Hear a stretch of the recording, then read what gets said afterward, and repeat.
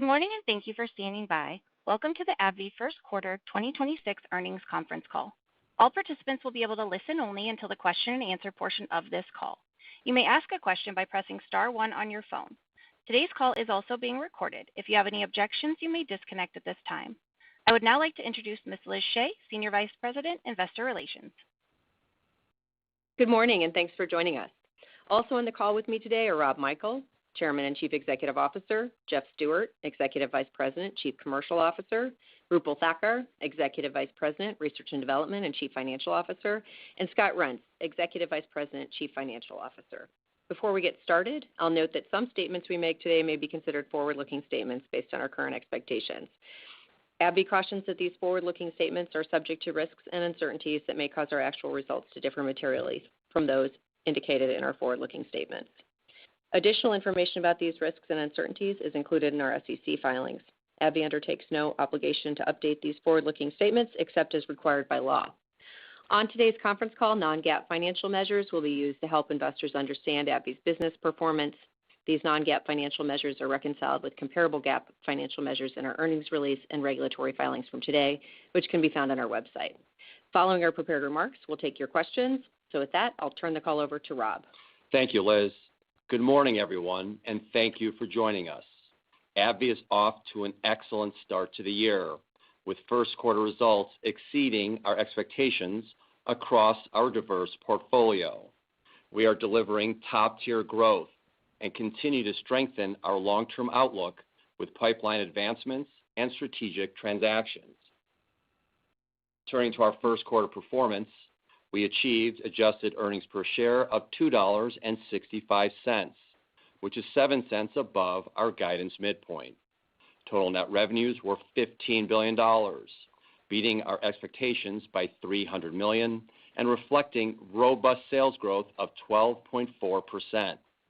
I'm especially pleased with the momentum in immunology and neuroscience, which are both delivering share gains in growing markets. Based on this strong performance, we are raising our full-year adjusted earnings per share guidance by 12 cents and now expect adjusted EPS between $14.08 and $14.28. Turning now to R&D, we are making meaningful progress advancing programs across all stages of development. Recent highlights include the U.S. regulatory submissions of Rinvoq for alopecia areata, giving us a potential new source of growth in dermatology, and Skyrizi sub-Q induction in Crohn's, with an approval decision expected later this year. We also saw promising interim data from our Crohn's platform study combining Skyrizi and our own alpha-4 beta-7, which has potential to deliver transformational efficacy. In obesity, we announced early-stage data for our amylin analog 295, with very encouraging weight loss results. In oncology, we are now expecting the regulatory submission for etentamig by the end of this year, which is earlier than our previous expectations. We also expanded our emerging oncology pipeline by closing the RemeGen agreement, giving us a novel PD-1 VEGF bispecific antibody. We will continue to augment our portfolio with business development to access external innovation. And given our strong growth outlook, we have significant financial capacity to pursue both early and late-stage opportunities. Lastly, as part of AbbVie's $100 billion commitment to U.S. R&D and capital investments over the next decade, we recently announced construction of several new manufacturing sites. This includes a $1.4 billion investment to build a pharmaceutical manufacturing campus in North Carolina and a $380 million investment for 2 new plants in North Chicago. These strategic investments will strengthen AbbVie's ability to produce medical breakthroughs in immunology, neuroscience, oncology, and obesity. In summary, the fundamentals of our business are strong, and we are well positioned to deliver top-tier growth for the long term. With that, I'll turn the call over to Jeff for additional comments on our commercial highlights. Jeff. Thank you, Rob. I'll start with the quarterly results for immunology, which delivered total revenues of $7.3 billion, reflecting impressive sales growth of $1 billion. Skyrizi total sales were $4.5 billion, up 29.2% on an operational basis, exceeding our expectations. We continue to demonstrate exceptional performance across psoriatic disease, where we are gaining share and have clear leadership over all biologics and orals by a very wide margin. The psoriatic market is growing robustly, and we feel extremely confident in Skyrizi's best-in-class profile, including high and durable efficacy on both skin and joints, as well as simple quarterly dosing, which collectively gives us a distinct advantage relative to all the existing and emerging therapies in this area. And we continue to generate compelling evidence to support Skyrizi as the preferred treatment option for psoriatic disease. At the recent AAD meeting, we presented new data highlighting Skyrizi's strong efficacy in genital and scalp psoriasis, which are very difficult to treat areas, often leading to significant social and emotional burden to patients. The FDA has recently approved adding the new study results in these high-impact area to the Skyrizi label. We also now have long-term efficacy and radiographic data in psoriatic arthritis, demonstrating Skyrizi's durable efficacy, with nearly 90% of patients showing no radiographic progression through 5 years of treatment. This data will enhance our existing leadership in the important PSA segment, where Skyrizi is the frontline in-play patient share leader in both the derm and rheum segments. Performance also remains very robust in IBD, where Skyrizi is on track to deliver more than 30% global sales growth across Crohn's disease and ulcerative colitis this year. Competitive dynamics within IBD are playing out in line with our expectations, with Skyrizi continuing to capture a leading share of total new patient starts in the U.S. in the quarter, including very significant in-play leadership in the frontline setting, which is the strongest signal of overall physician preference for Skyrizi. I'm also pleased with the compelling results from our recent subcutaneous induction study for Crohn's, with data, particularly in the bio-naive population, that we believe compares very favorably versus the competition, and we look forward to providing an additional dosing option for physicians and IBD patients later this year. Turning now to Rinvoq, which is also performing above our expectations.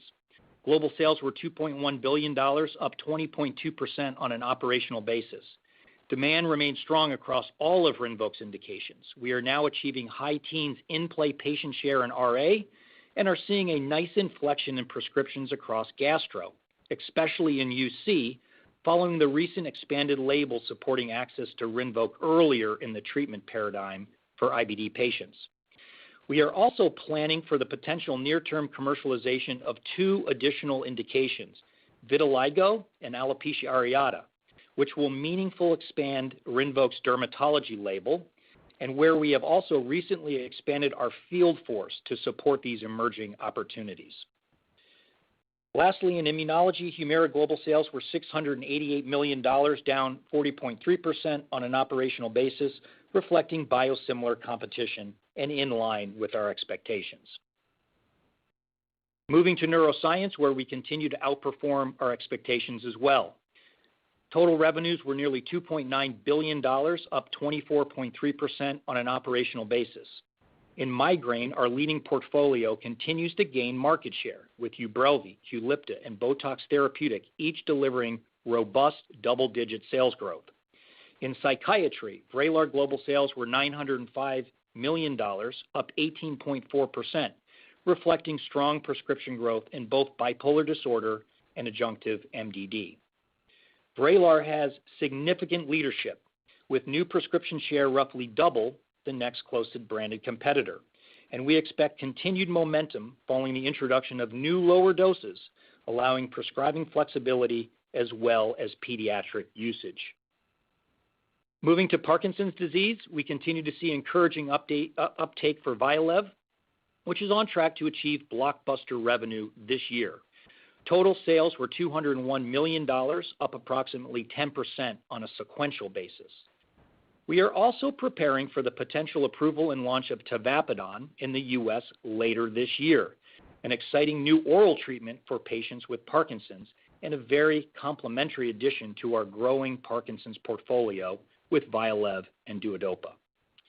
Tavapadon has demonstrated strong efficacy as both a monotherapy as well as an add-on to the standard of care, and we believe it will be a sizable commercial opportunity. Moving now to oncology, where total revenues were more than $1.6 billion, down 3% on an operational basis.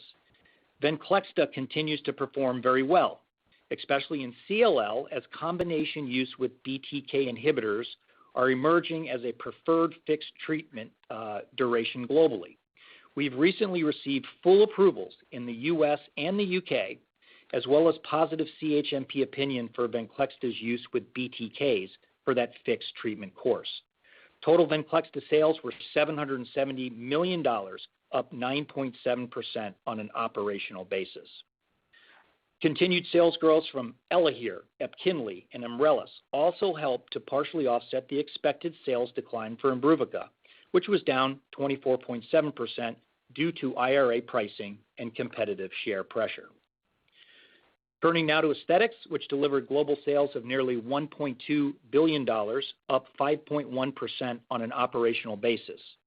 Botox Cosmetic total revenues were $668 million, up 17%, reflecting a favorable price comparison in the U.S., as well as modest market growth globally. Juvederm global sales were $232 million, down 2.9%, reflecting continued headwinds in key dermal filler markets. While economic headwinds have continued to impact market conditions globally, the long-term prospects for the category remain attractive, given high consumer interest and low penetration rates. As the industry leader, we are investing in promotion and innovation to support patient activation.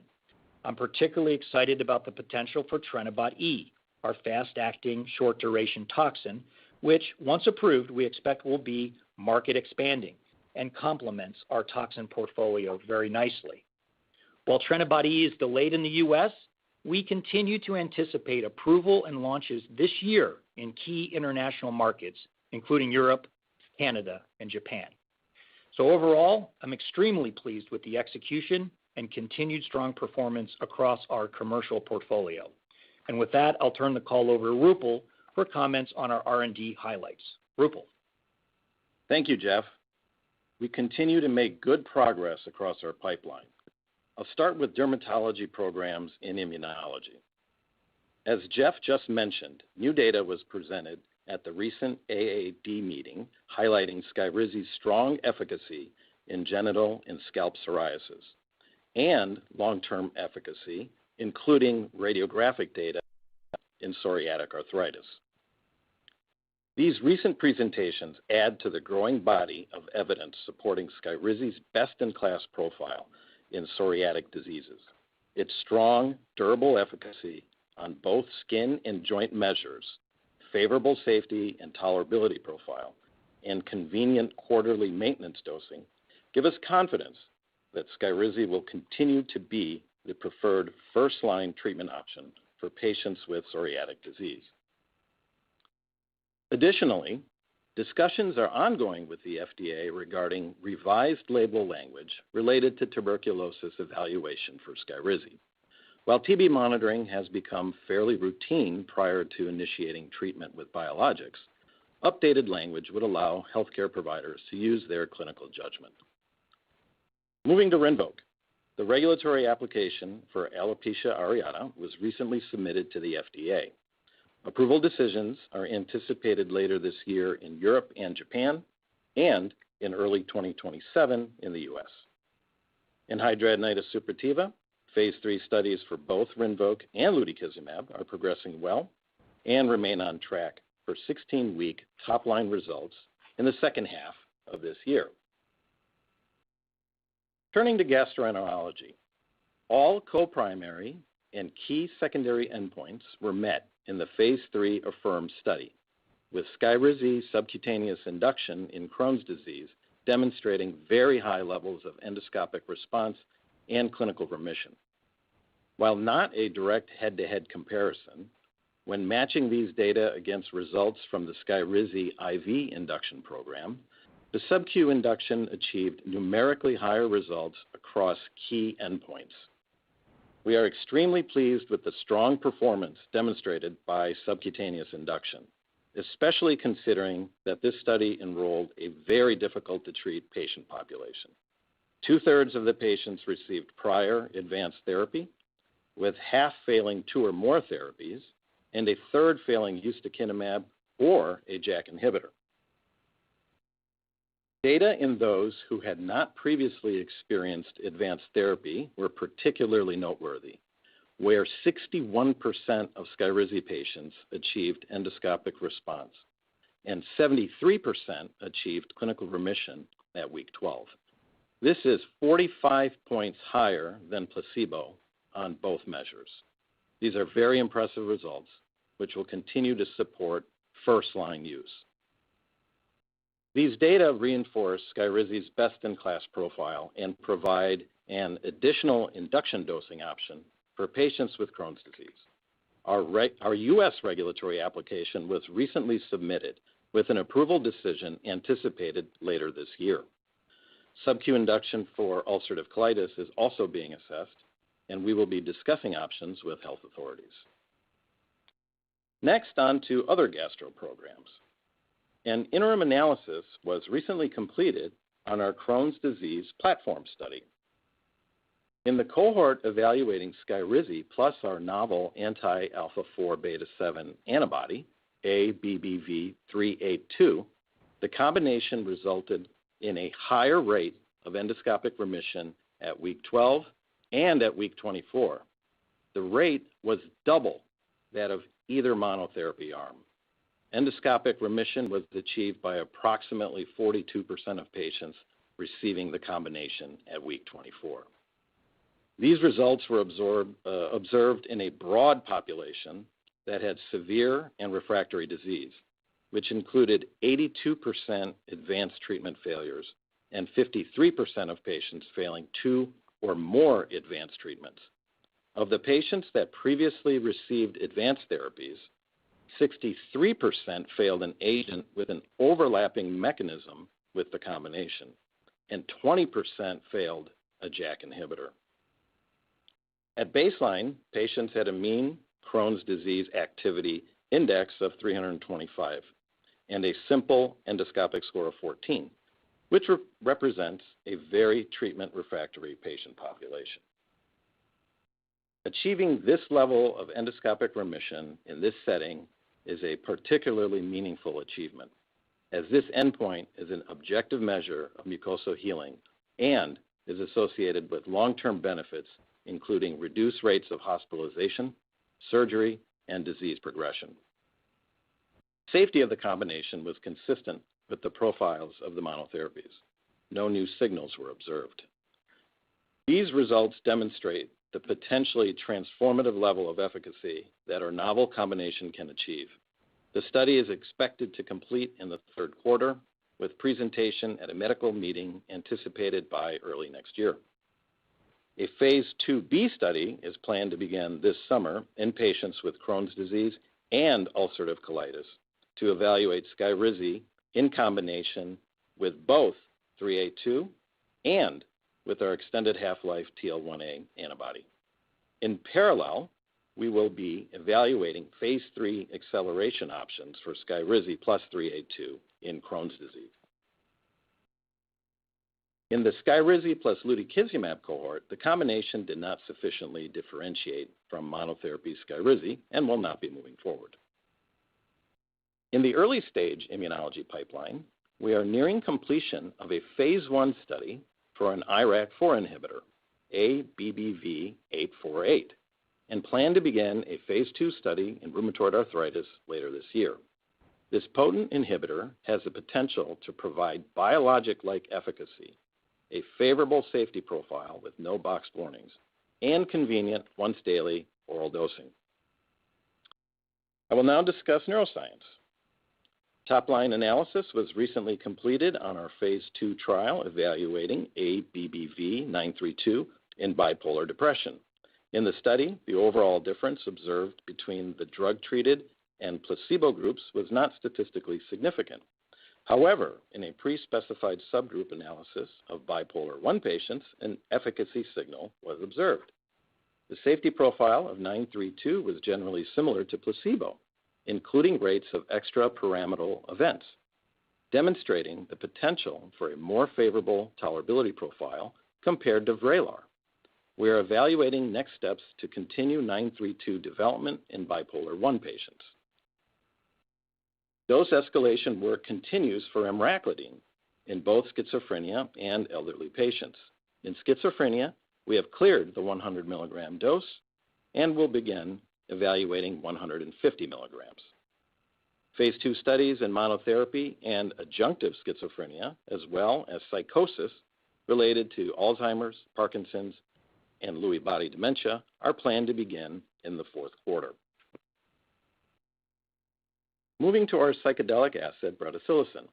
Additional data from an ongoing Phase 2 study in major depressive disorder will be available this year. Several studies are planned to begin in 2026, including a Phase 3 trial for single-course acute treatment in MDD, a Phase 2b evaluating repeat dosing for chronic use in MDD, and a proof of concept Phase 2 in post-traumatic stress disorder. And in Parkinson's disease, we remain on track for an approval decision for tavapadon in the third quarter. Turning to our solid tumors program in oncology, Temab-A is progressing well across a broad range of tumor types. At the upcoming ASCO meeting, early-stage safety and efficacy results for Temab-A in head and neck and ovarian cancers will be presented. Based on these results, we are engaging with regulators regarding ways to accelerate programs for Temab-A plus pembrolizumab in frontline head and neck cancer and Temab-A plus bevacizumab in frontline ovarian cancer. In colorectal cancer, we have made a decision to update our strategy in the third-line plus setting and will now focus the pivotal program on Temab-A in combination with bevacizumab in an all-comers population, as opposed to pursuing monotherapy in c-Met-selected patients. Targeting all comers will allow Temab-A to reach a substantially broader population. Temab-A plus bevacizumab demonstrated improved response rates and disease control versus current standard of care, regardless of c-Met expression levels. Treatment with Temab-A at 2.4 milligrams per kilogram plus Bev achieved an objective response rate of 30% and a confirmed disease control rate of 97%, compared to rates of 0% and 70%, respectively, for Lonsurf plus Bev. Given the expanded patient population for the all-comers Phase 3 trial, we anticipate faster enrollment compared to the study in c-Met-selected patients. Initial data readout is expected in the second half of next year. In lung cancer, Temab-A received its first breakthrough therapy designation as a monotherapy in second-line plus EGFR wild-type non-squamous non-small cell lung cancer. We are in the process of planning a Phase 3 trial in this setting. In small cell lung cancer, a Phase 3 trial for monotherapy ABBV 706 recently began in relapsed refractory patients. 2 Phase 2 studies evaluating 706 triplet combinations in frontline patients are also planned to initiate this year. These trials will evaluate 706 in combination with atezolizumab plus DLL3 T-cell engagers. Moving to AbbVie 969, dose escalation data in late-line metastatic castration-resistant prostate cancer will be presented at ASCO. Based on these results, we are in the process of discussing acceleration options with regulators in order to advance into Phase 3 trials as quickly as possible. We also continue to augment our solid tumor pipeline through investments in external innovation, including one with Kestrel Therapeutics, who recently began a Phase 1 study to evaluate a pan-KRAS inhibitor in advanced solid tumors harboring KRAS mutations. This next-generation inhibitor has the potential to provide an improved efficacy and safety profile based on increased potency and specificity against the most relevant KRAS mutations, while sparing H and NRAS isoforms. Our strategy is to combine this pan-KRAS inhibitor with TMAbA in pancreatic, lung, and colorectal cancers. In hematologic oncology, our phase 3 trial evaluating monotherapy Intentamig in third-line plus multiple myeloma is tracking ahead of schedule. We anticipate a response rate readout in the third quarter, with potential to also see an interim analysis on progression-free survival. If this interim analysis is positive, regulatory submissions would occur later this year. Progress continues in earlier lines of therapy as well.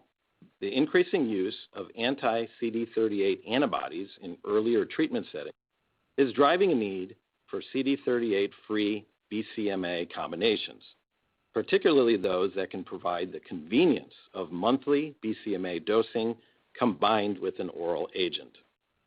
Plans are underway for a phase 3 study evaluating Intentamig in combination with pomalidomide in second-line plus patients, including those that were exposed or refractory to a CD38 antibody or who lost response to a BCMA CAR-T or ADC. Moving to other areas of our pipeline. In aesthetics, the FDA issued a complete response letter for our TrenibotE application related to manufacturing questions. The CRL did not identify any issues related to safety, efficacy, or labeling of TrenibotE, nor has the FDA requested any additional clinical trials be conducted. We will be working closely with the FDA to address their feedback and determine next steps for resubmission. In obesity, positive top-line results were announced from a multiple ascending dose study evaluating our long-acting amylin analog, ABBV 295. In the study, 295 demonstrated clinically meaningful weight loss of nearly 10% after only 12 weeks of treatment, despite enrolling a predominantly male, non-obese population. 295 was well tolerated, with mostly mild and transient GI-related adverse events. No cases of severe nausea, vomiting, or diarrhea were reported. These early results are encouraging and reinforce our view that our long-acting amylin analog has the potential to provide strong weight loss with favorable tolerability. In the next phases of development, higher doses of 295 will be tested in patients with obesity, including every other week and monthly regimens. Interim data from our phase 1 study in obese patients are anticipated later this year. Our phase 2 program is now expected to begin in the third quarter. To summarize, significant progress continues with our pipeline, and we look forward to additional important data readouts, regulatory submissions, and approvals throughout 2026. With that, I'll turn the call over to Scott. Thank you, Roopal. Starting with our first quarter results, we reported adjusted earnings per share of $2.65, which is 7 cents above our guidance midpoint. These results include a 41-cent unfavorable impact from acquired IPR&D expense. Total net revenues were $15 billion. This reflects top-tier growth of 12.4%, including a 2.1% favorable impact from foreign exchange. Adjusted gross margin was 83.6% of sales. Adjusted R&D expense was 15.1% of sales, and adjusted SG&A expense was 22.7% of sales. The adjusted operating margin ratio was 40.8% of sales, which includes a 5% unfavorable impact from acquired IPR&D expense. Net interest expense was $645 million. The adjusted tax rate was 15.4%. Turning to our financial outlook, we are raising our full-year adjusted earnings per share guidance to between $14.08 and $14.28. Please note that this guidance does not include an estimate for acquired IP R&D expense that may be incurred beyond the first quarter. We now expect total net revenues of approximately $67.3 billion, an increase of $300 million. The impact from foreign exchange on full-year sales growth remains roughly in line with our prior expectations. This upgraded revenue forecast includes the following approximate assumptions for several of our key products and therapeutic areas. We now expect Skyrizi global revenues of $21.6 billion, an increase of $100 million, reflecting demand growth in psoriatic and IBD indications. Rinvoq global sales of $10.2 billion, an increase of $100 million, reflecting strong performance in the rheum and gastro indications. Total neuroscience revenues of $12.6 billion, an increase of $100 million, reflecting momentum across the portfolio. Moving to the P&L for 2026, we continue to forecast full-year adjusted gross margin above 84% of sales, adjusted R&D expense of approximately $9.7 billion, and adjusted SG&A expense of approximately $14.2 billion. We now anticipate an adjusted operating margin ratio of approximately 47.5% of sales, in line with our previous expectations after including the roughly 1% unfavorable impact of acquired IP R&D expense incurred through the first quarter. We also now expect adjusted net interest expense of approximately $2.7 billion, a reduction of $100 million, primarily related to favorable rates on our debt issuance. Turning to the second quarter, we anticipate net revenues of approximately $16.7 billion. This includes an estimated 0.6% favorable impact from foreign exchange. We are forecasting an adjusted operating margin ratio of approximately 50%. We expect adjusted earnings per share between $3.74 and $3.78. This guidance does not include acquired IP R&D expense that may be incurred in the quarter. In closing, AbbVie continues to deliver outstanding results, and our financial health remains very strong. Our capital allocation priorities remain focused on the future as we are investing in the business at record levels, have financial flexibility to pursue compelling business development, and are returning capital to shareholders through our strong and growing dividend. With that, I'll turn the call back over to Liz. Thanks, Scott. We will now open the call for questions. In the interest of hearing from as many analysts as possible over the remainder of the call, we ask that you please limit your questions to one or two. Operator, first question, please. Our first question comes from David Amsellem from Piper Sandler. Please go ahead. Thanks. So appreciate all the metrics you have on Skyrizi, but I wanted to get your thoughts on the competitive landscape, particularly with the rollout of Icotide.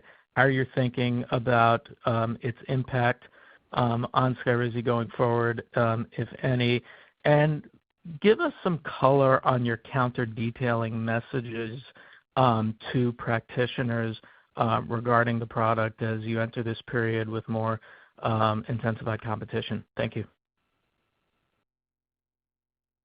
Yeah, thank you, David. It's Jeff. I'll give you some flavor on that. And, as I mentioned, Skyrizi is just such an exceptional product. We see in our audits and our trackers that over the last couple of quarters, despite incredibly high share, really over 4 times basically the in-play share and total share versus the next leading competitor, our MBRX has accelerated and continued to hit all-time highs. And that's because of a few key items, right? The superiority data that we have on skin clearance is just exceptional. So we have head-to-head trials against 5 mechanisms in psoriasis, including the 2 oral agents, the TYK2 and Otezla. We can show category-leading durability in the real world It's just exceptional adherence given the dosing cycle and the ability to keep the disease controlled. We have that leading PSA indication with that new 5-year joint stability data that Roopal and I highlighted. And then this new data on hard-to-treat areas like the scalp, the genitals, the hands and feet, head to toe for Skyrizi, so to speak. So those are just really, really powerful messages to the physicians who write this medication. I would say there's other things around maybe the new oral competitors you highlighted. Look, the launch is quite early. The way that we look at this is certainly we're able to communicate that it's not an oral Skyrizi. The efficacy parameters are quite a bit lower when you match all the controls, you understand the populations, which our medical teams and our commercial teams are able to highlight.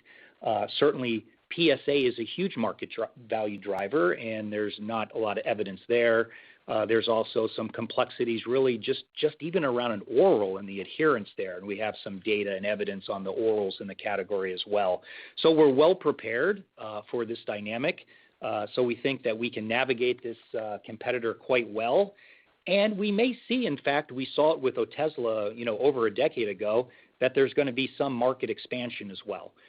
So again, the teams are prepared. We're very confident, and hopefully that gives you a little bit of flavor of the dynamics in the market. And David, this is Rob. What I would add is, we obviously contemplate competition when we provide guidance. We've obviously now once again taken up the guidance for Skyrizi. Continue to see upside to consensus forecast for Skyrizi going out, every year and growing each year. And so we have a tremendous amount of confidence. We are well aware of the competition that's coming in. We factor that in, and you can see the asset continues to perform exceptionally well. Thanks, David. Operator, next question, please. Next, we'll go to Chris Schott from J.P. Morgan. Please go ahead. Great. Thanks so much for the questions. Just first one for me is on the Skyrizi alpha-4 beta-7 program. Can you just comment a little bit on what dosing looks like for this combo and where you see this fitting into the competitive landscape? So is this kind of a second-line drug post-Skyrizi or something that could eventually actually get to frontline? And the second question is just maybe building on that and looking at kind of the broader I&I competitive landscape. It does seem like there's significant development across the space. I think the street's increasingly concerned about this means relative to your portfolio. So can you just kind of address your ability, like how you think about sustaining the competitive position you have in I&I, how important the Skyrizi combo is, your ability, again, freedom to operate with BD and I&I. Just help us a little bit in terms of how you're envisioning that playing out over time. Thank you. Yeah, thanks, Chris. It's Roopal. I'll start. The dosing, I would say, Skyrizi, you know the dose, it's already in label. So the other assets, 382, the alpha-4 beta-7, and the TL1A, the goal there is to optimize those. So in fact, while we start gearing up for a phase 3 study, we have a phase 2B plan. We had pre-planned that ahead of time. And in this quick interim look that we have had, we've already observed a non-flat slope, so meaning an exposure correlation with 382, meaning patients with higher exposures did better. So what we'll do in the phase 2B is, in fact, study a higher dose of 382 in combination with Skyrizi. So there's a potential that the efficacy could go even higher.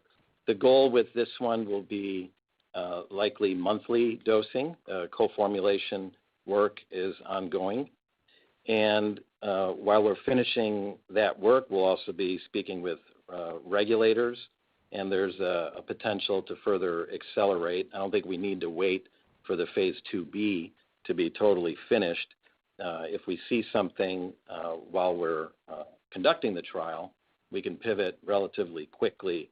We would anticipate starting, I would say, roughly where we sit today, in about 2 years in the phase 3 or even sooner. And the team will be looking ways to accelerate. And as I stated, the TL1A will be added into this platform as well. And we'll be studying ulcerative colitis along with Crohn's. So as you think about IBD and competitive dynamics, what you see coming from AbbVie is next generational therapies and really raising the bar on efficacy. As we stated on the endpoint in my opening remarks, we doubled the endoscopic data, and that's really what's most critical. It's the most objective, and that's what clinicians are looking for.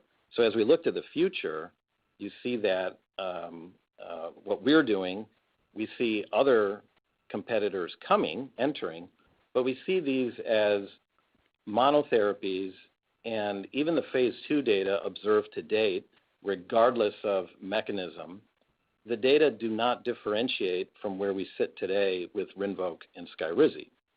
So the goal here for the whole portfolio that we've spoken about is to raise that standard of care meaningfully higher. And again, Rinvoq and Skyrizi do that very well today, even against emerging competition. And the data that I speak about are battle-tested phase 3 data in very difficult-to-treat populations. That's going to hold for the near term, and we have not seen a competitor that can beat that, other than us with our own combinations. And we have more to come. So that's, I think, the way to think about how we think about immunology.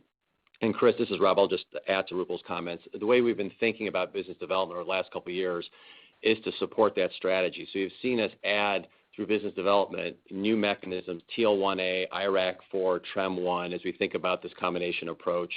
We acquired Nimble to give us the oral peptides capabilities, so that obviously plays an important role in the future of immunology.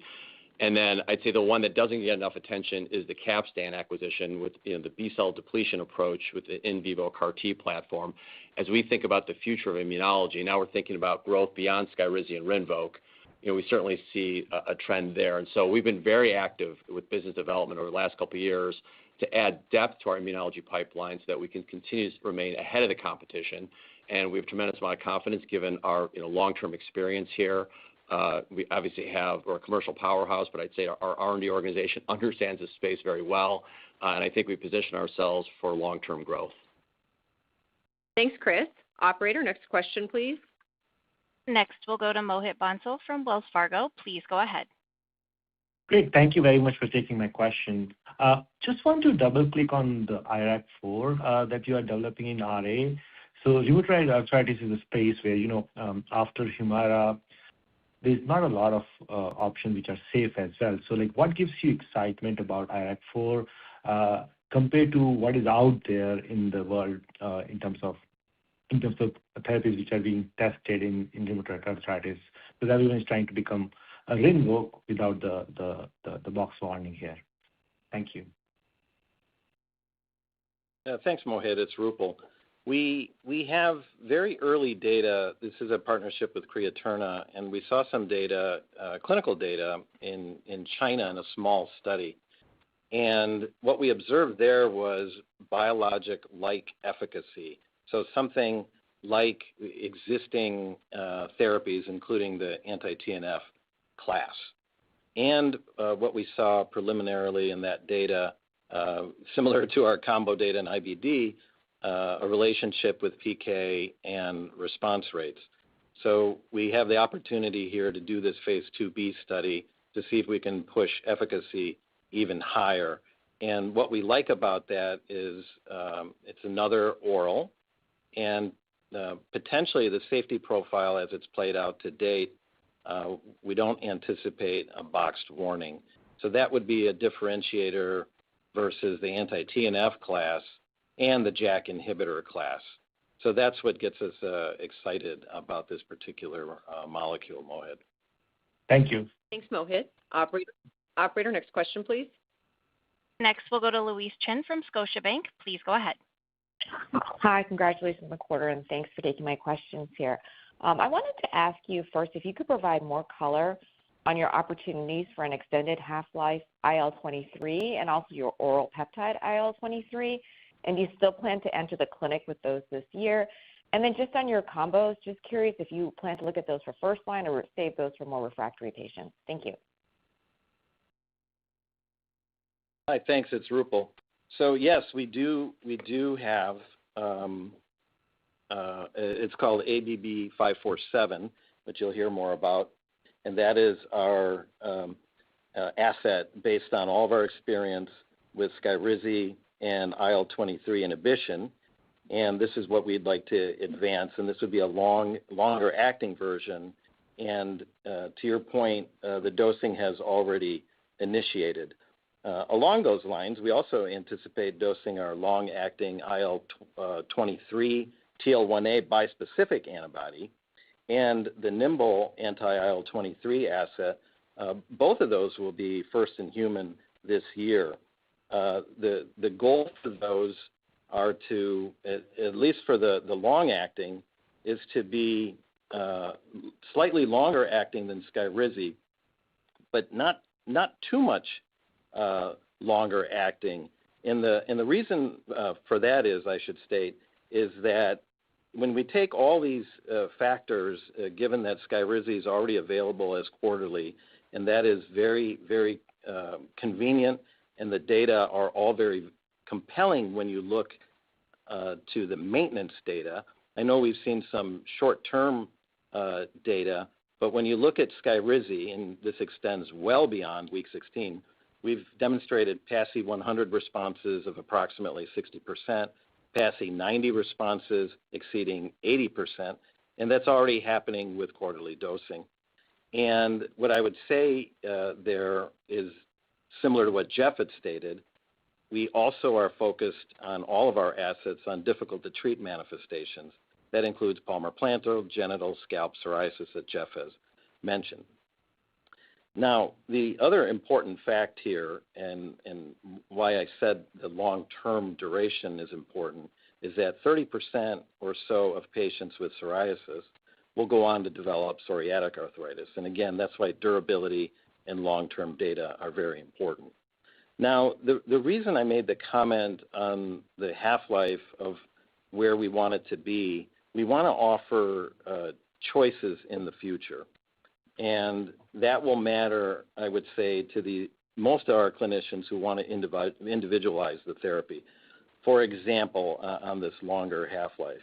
If an infection, for example, were to occur, or there's a tolerability issue, and you have a very, very long half-life biologic, the prolonged pharmacologic persistence could limit the ability to rapidly discontinue a therapy. And also, you could have clinical scenarios that may necessitate switching therapies prior to full washout. And if you have overlapping mechanisms of actions, that could pose challenges. So we are targeting 2 or 2.5 times of where Skyrizi is today, and that would create another option. And that would be, along with the oral that I said, would also be focused on a slightly longer half-life on that one than what we see today for orals, because what we know, and Jeff pointed this out, the adherence matters with orals. We see it with Rinvoq, but we have very potent efficacy. For the oral from Nimble, we would like to see higher potency and a longer half-life in case someone slips up and misses a dose. So that's how these are being developed, and as you stated, they're both in the clinic this year. So we anticipate data hopefully by next year, if not sooner. And then I apologize. I think I had the combo question on how we're positioning this. Well, the data that we have to date, we're in an all-comers population, and you see particularly refractory. And when we've seen that with Skyrizi and Rinvoq, and you pivot to a naive population, the efficacy getting in higher. So we are not going to restrict at all how we would study patients, because it's important to clear second line and third line and even come after Skyrizi. In fact, we had Skyrizi patients in the study. We had vedolizumab patients in the study. We had Rinvoq patients in the study. That's an important market because second and third line continue to evolve and grow. But in IBD, the front line is also important. Many of our clinicians want to tackle the inflammation right away in the best possible way they can, because with gut inflammation, you can run into problems that results in hospitalizations, stricturing, and irreversible damage that can result in surgeries. So nobody wants that. So if you have the best therapy, we believe there's many clinicians that will want to use that early on in the course and not hold out.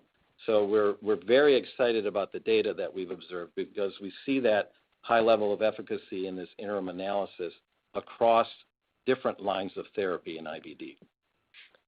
Thanks, Louise. Operator, next question, please.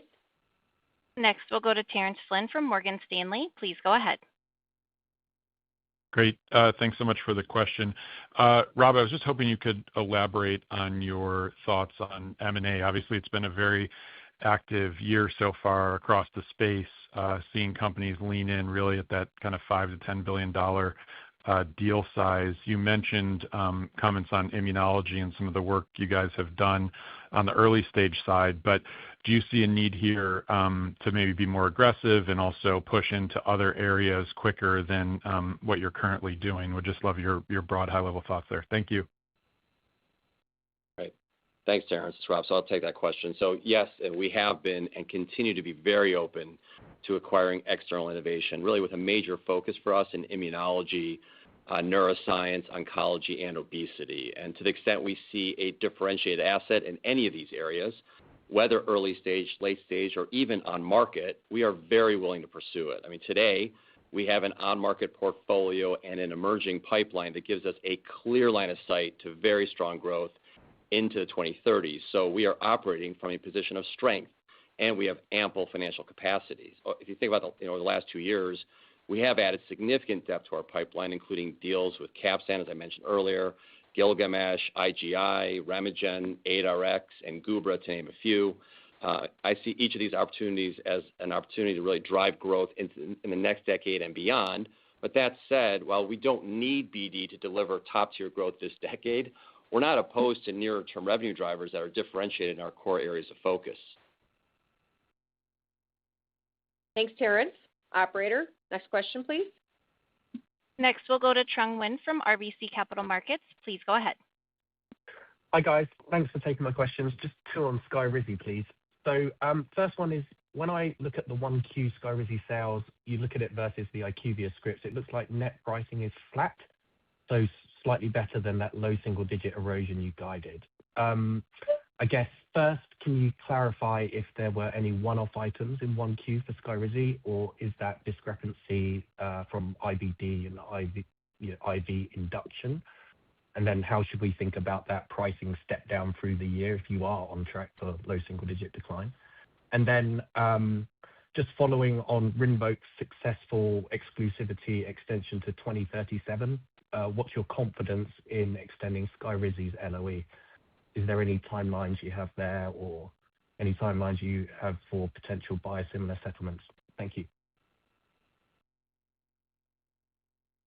This is Scott. I'll take your first question regarding Skyrizi pricing. You were correct. And in the first quarter, Skyrizi pricing was relatively flat. That was really just a comparison issue on a year-over-year basis in the quarter, a gating, if you will. On a full-year basis, we continue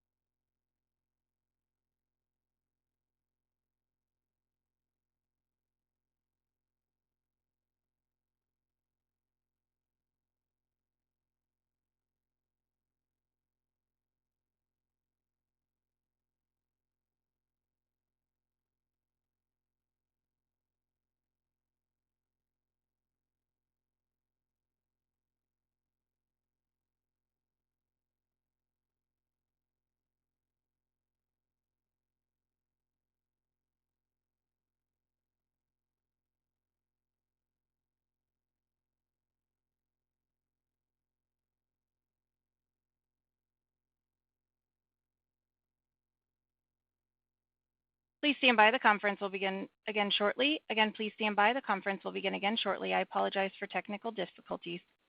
Again, please stand by.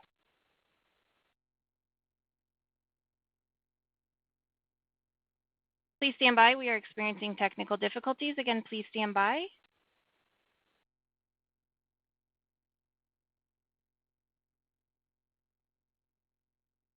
Please stand by. We are experiencing technical difficulties. Please stand by.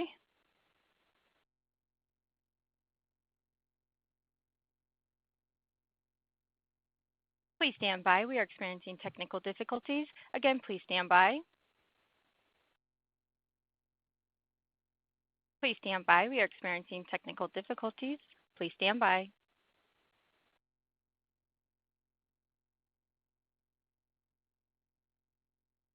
Again, please stand by. We are experiencing technical difficulties. Please stand by.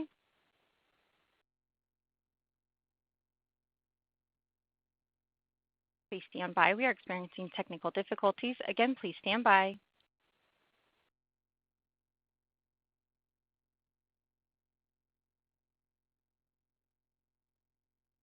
Please stand by. We are experiencing technical difficulties. Again, please stand by.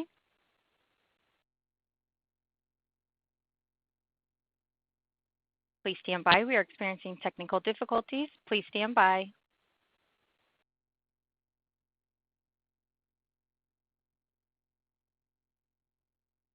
Thank you for standing by. Liz, you may go ahead. Okay, sorry. I think we were in the midst of answering the question about sales, Skyrizi price. Yeah. And yeah, go ahead, Scott. Sorry. Great. Thanks, Liz. Apologize for the technical difficulty there. I'll start from the beginning again with respect to your question on first quarter Skyrizi. You are correct. The price was flat in the quarter, relatively flat. It was just a comparison year over year when we look at it. From a full year basis, we do continue to expect low single-digit pricing for the full year.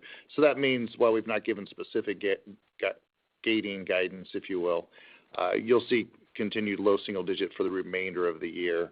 And I think that when you think about that price, that's something we've talked about, low single-digit in the immunology franchise across the board from rebates, low single digits over time.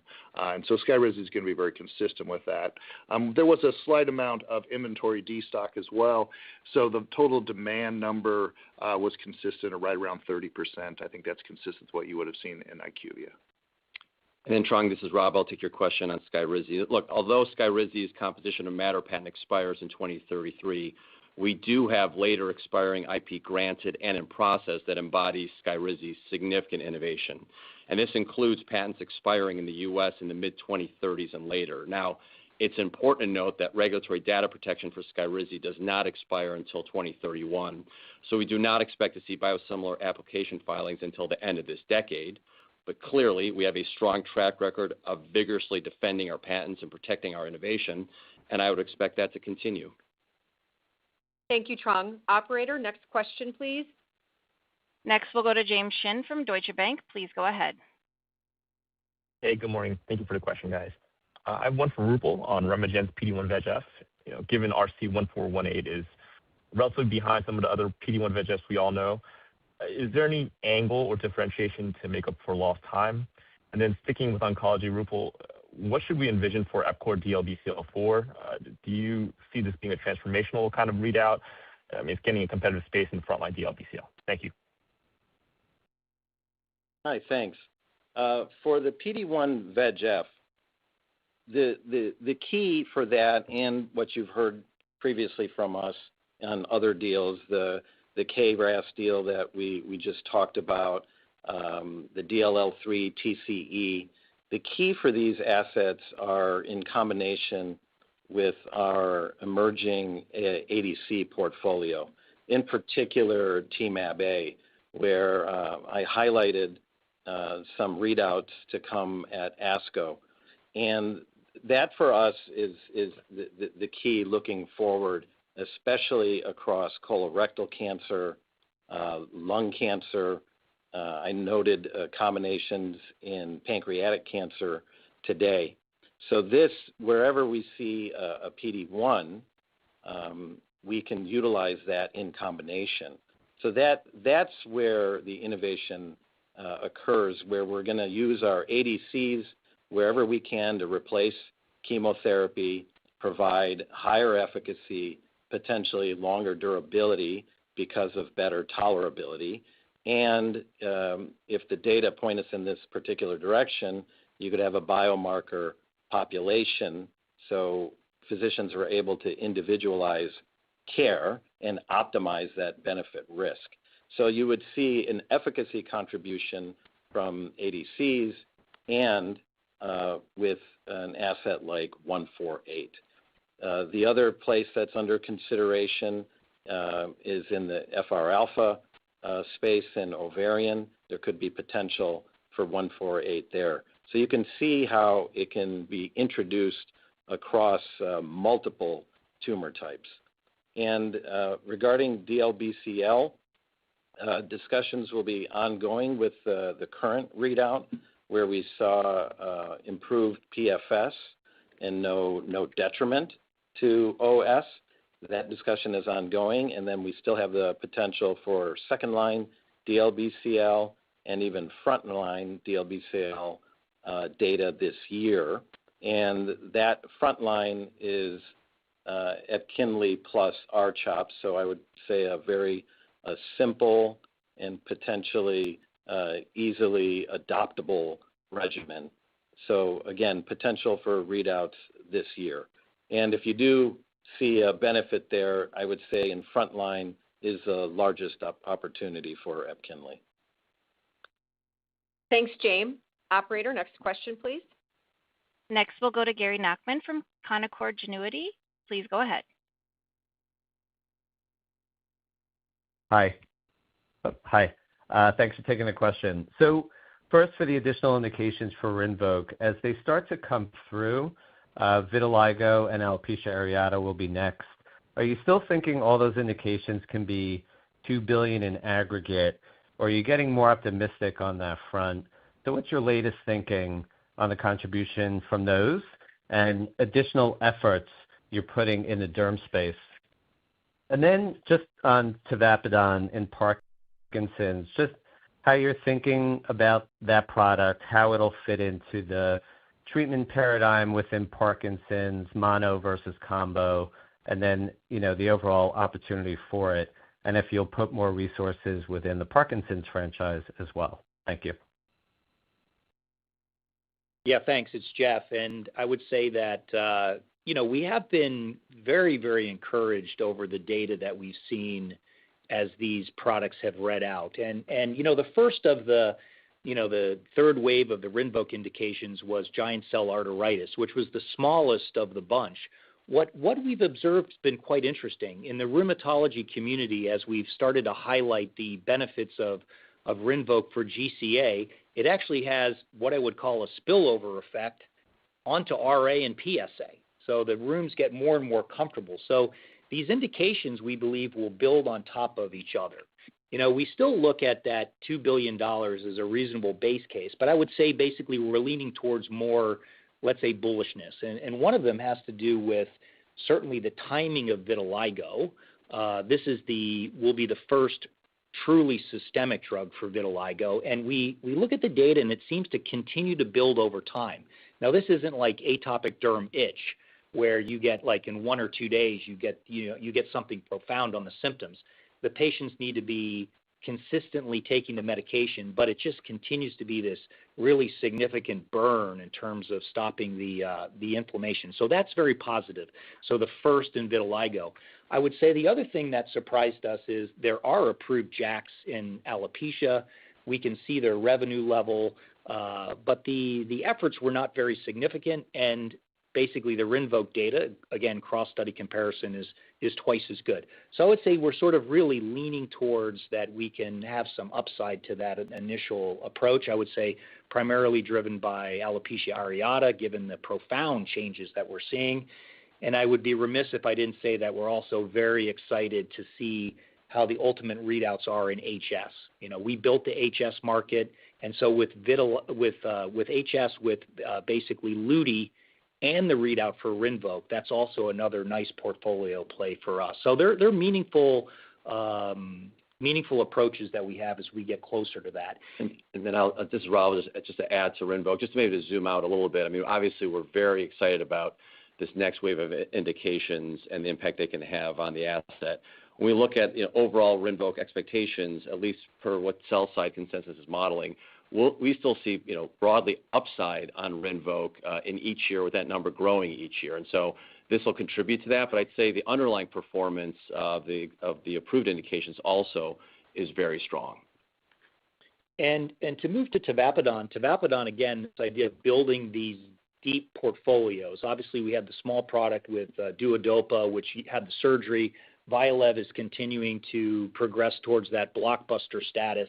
It's progressed much faster than we thought even 18 months ago. And with the approval of tavapadon, we can actually play with an innovative molecule and brand in front of Vyalev. So we're bringing this into the oral market, which is about 85% of the market right now. And as you highlighted, it's attractive in a both monotherapy setting as well as an add-on setting to the standard of care, levodopa, carbidopa. Our physicians are reacting to the monotherapy side, particularly for patients that are younger. Okay, and there are a significant amount of younger patients where they could be on these oral medications for a decade or more, and they try to want to spare, which we've seen, like the emergence of dyskinesia if you're sort of using over time too much levodopa, carbidopa. So that's very important. Adding on to control the dyskinetic events and sort of spare, again, this march towards dyskinesia that you see is also something that is brought up by the thought leaders. I would also say that the adverse event profile is remarkably different than we've seen with, let's say, the older generation of these agents. So you see, again, far less dyskinesia, you see less edema, you see amazingly low sedation, which is just a horrific side effect of the older medications, as well as basically compulsive disorders. So we're super happy with this. We're looking forward to the launch here, and we've started to build out our team in Parkinson's like we have for dermatology for those additional indications. So a nice catalyst that's coming here at the end of the year. This is Rob. I'll just add, so tavapadon obviously then complements Vyalev in giving us a very strong footing in Parkinson's. And we think about, neuroscience overall for the company. I've said before that, we are now the industry leader, and we expect to be the industry leader in neuroscience for a very long time. Tavapadon, Vyalev giving us essentially a business of Parkinson's that we expect to peak above $5 billion.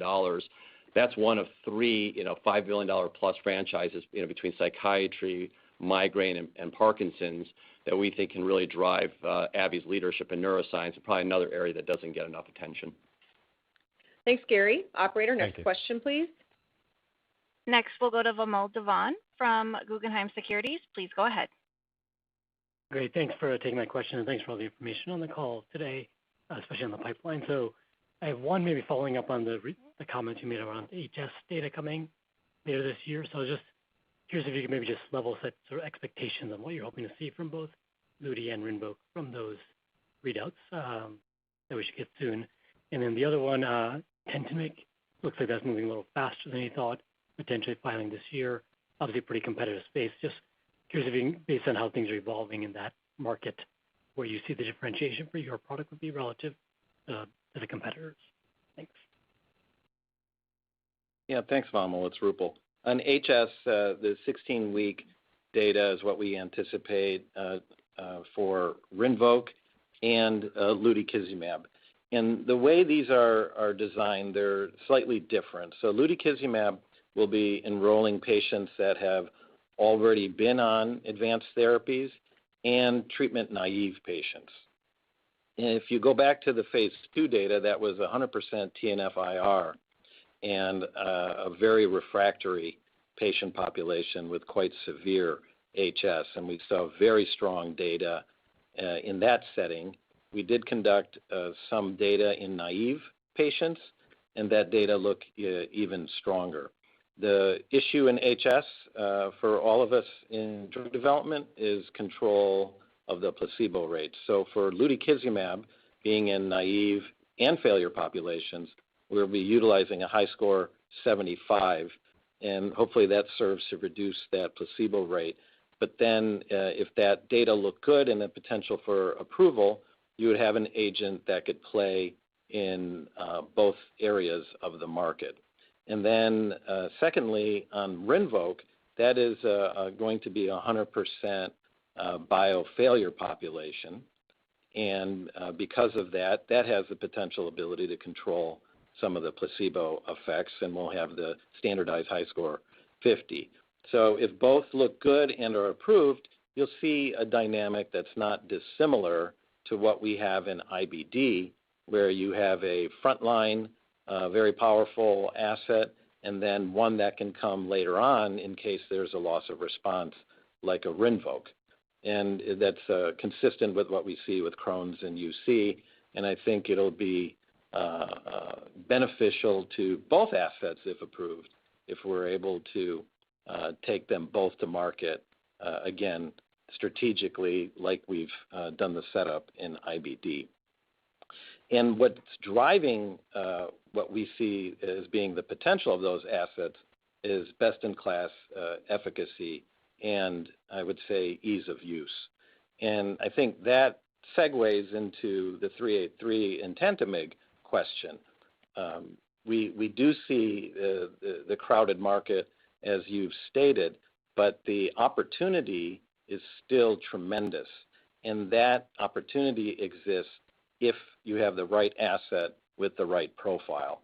And what Intentamig brings is very high, substantial efficacy that we've seen, and that is, we think, associated with the strong binding to BCMA. It has a slightly lower affinity for the T-cell side of things and the T-cell engagement, and that has set up what we believe to be a best-in-class safety profile. And we have a somewhat extended half-life. So what you could then see happening, if we're successful, is a singular priming or step-up dose and immediately going to the full dose. You would see very low CRS, and if that's the case, you have the potential for an outside of hospital outpatient-like setting where you could give the asset, and it's something consistent with what we've seen very successfully with Epkinly, particularly in heme cancers. 70-80% of these are treated in the outpatient. So Intentamig is designed for that in the community setting. And then after the full dose, after the priming dose or step-up dose, you're immediately able to dose on a monthly basis, which is very convenient for the clinic. You don't take up a chair. And then for the patient who doesn't have to keep coming into the hospital. So that currently, the profile I just described, doesn't exist. So entering a little bit later is okay, we believe, if you're bringing the right profile. Recall, we've had some success with Skyrizi coming in third as a 23 and Rinvoq as a third JAK inhibitor. But we believe the profile is going to be the key driver of the potential uptake in the future. Thanks, Vamil. Operator, next question, please. Next, we'll go to Asad Haider from Goldman Sachs. Please go ahead. Great, thanks, and congrats on the quarter. First, Rob, just maybe for you, in the context of the statements that you continue to see upside to consensus forecasts for both Skyrizi and Rinvoq going out each year and that upside growing each year. Just curious as to how that triangulates with your calculus of no longer updating midterm guidance for these products. And related, are there still areas of where you see meaningful disconnects versus consensus outside of those two products? And then maybe if I could squeeze one in for Roopal, just on obesity, as you think about building a broader portfolio around 295, just what might that look like in the context of Rob's earlier comments on obesity as an area of potential BD interest? Thank you. Okay, Asad, it's Rob. I'll take your first question. Now, recall our previous long-term guidance really served a very specific purpose ahead of the Humira LOE, but I wouldn't rule out doing it again in the future if it made sense. That said, when I look at the current state of AbbVie's business, the long-term outlook and the pipeline's replacement power, we have never been in a stronger position. I mean, we are the clear leader in immunology and neuroscience with a portfolio of assets that are demonstrating very significant growth, in many cases north of 20%. And both areas have a pipeline that can deliver transformational improvements over existing therapies. When I look at sell-side consensus, I mentioned, we do see upside. We see upside for the total company revenue in every year, with that upside growing. I already mentioned that we expect we have upside versus the sell side on Skyrizi and Rinvoq. We expect to exceed the peak consensus that's in those models. I already mentioned in neuroscience that we see upside versus expectations for the migraine and Parkinson's franchises. Right now, what we see in consensus is, peaking at below $4 billion. We've said several times we expect them to each peak in excess of $5 billion. And then we look at our oncology pipeline assets. Roopal just highlighted etentamig. We haven't really talked about TMAB-A. We believe both of these have significant multi-billion-dollar peak potential, and both have really not even been ascribed any value by roughly half of the sell side. And so, we will continue to highlight this in our commentary where we see the upside. Clearly, the previous long-term guidance was very granular, more than really anyone in the industry has ever provided. But we did it at a time where it was important to help investors understand what the company will look like on the other side of the Humira LOE. We're now in a very strong position. We can deliver top-tier growth for the long term, puts us in a position of strength to continue investing in the business. I already mentioned our commentary around BD. We're very active in the BD area, open to areas of differentiation within each of our core areas. And so I think the setup is very strong. And so I wouldn't rule out giving another long-term update at some point, but clearly we have a lot of confidence in the outlook, and we'll provide updates as we see fit. And Asad, it's Roopal on 295.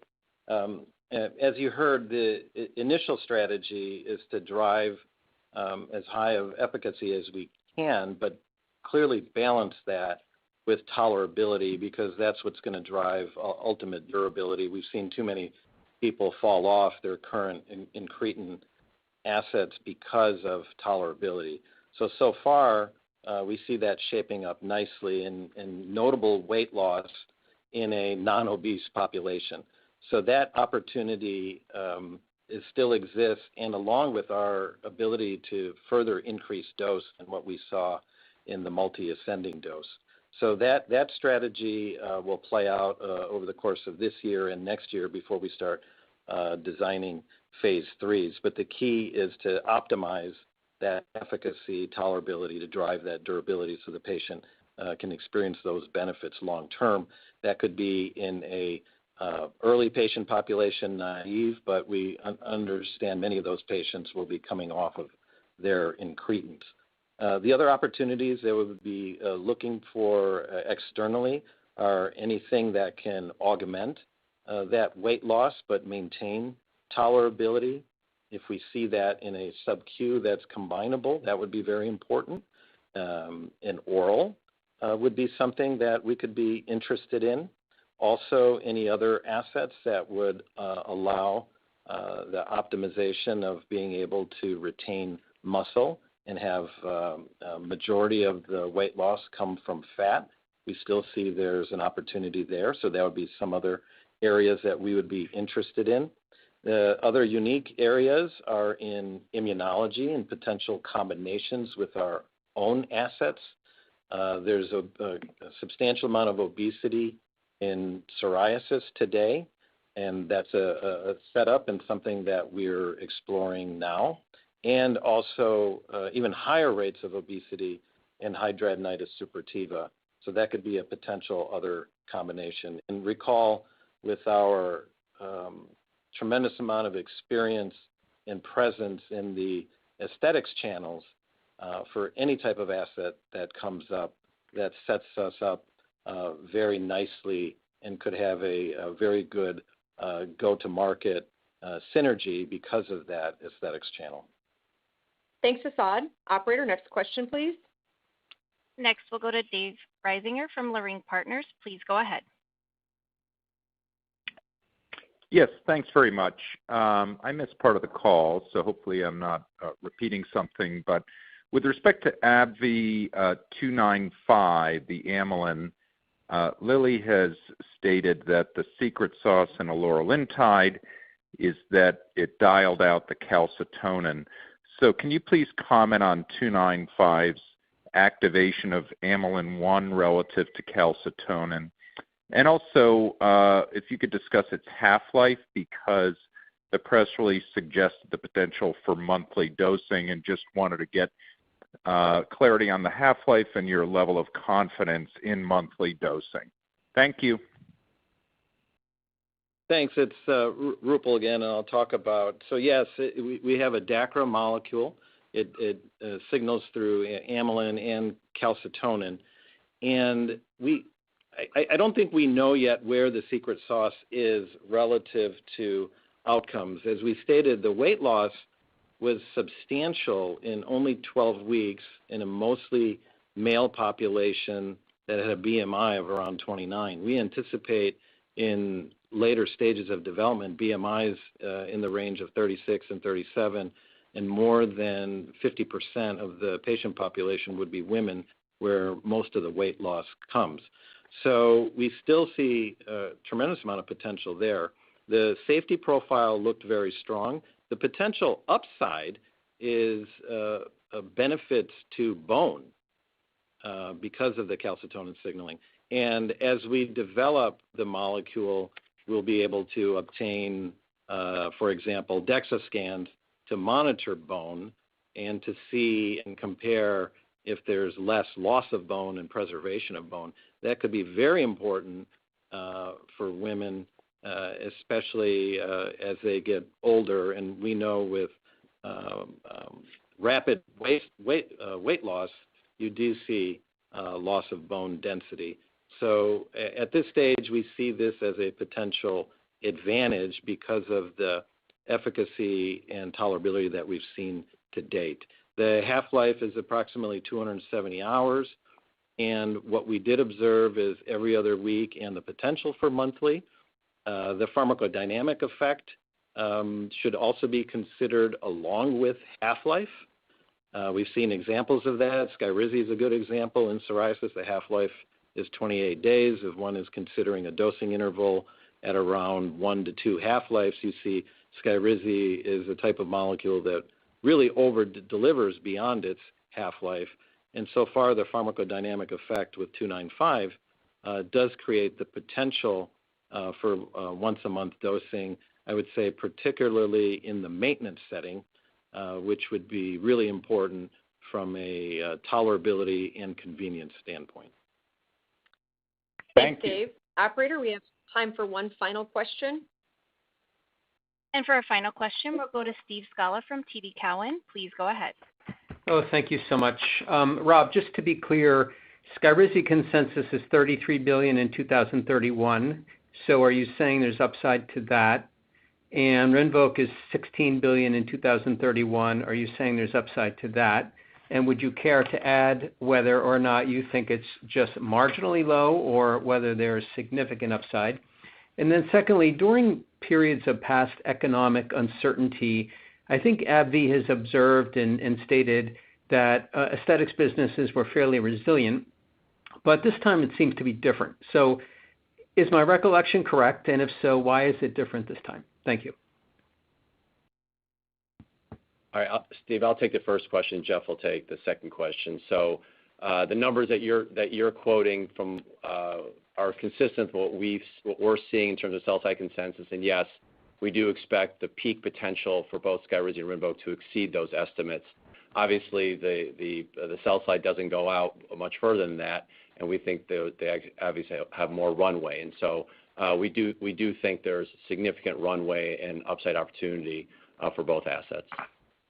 Yeah, and Steve, you remember correct on, we several years ago, we referred to some, recessionary type dynamics around, the Great Recession, for example. We had a business then, or Allergan had a legacy business where we saw sort of compression and then a more rapid response to robust growth. But in this case, we've seen this more, lingering inflationary dynamic that we haven't seen for 40 years. I think we're seeing relative stability in the markets now. I mean, low single digit growth for toxins, still decline for fillers. I do think it's a different cycle of pressure on the consumer But you're correct in terms of what we had said previously with different types of recessionary issues. All right, thanks, Steve. And that concludes today's conference call. If you'd like to listen to a replay of the call, please visit our website at investors.abbvie.com. Thanks again for joining us. Thank you all for joining the AbbVie First Quarter 2026 Earnings Conference Call. That concludes today's conference. Please disconnect at this time, and we hope you have a wonderful rest of your day.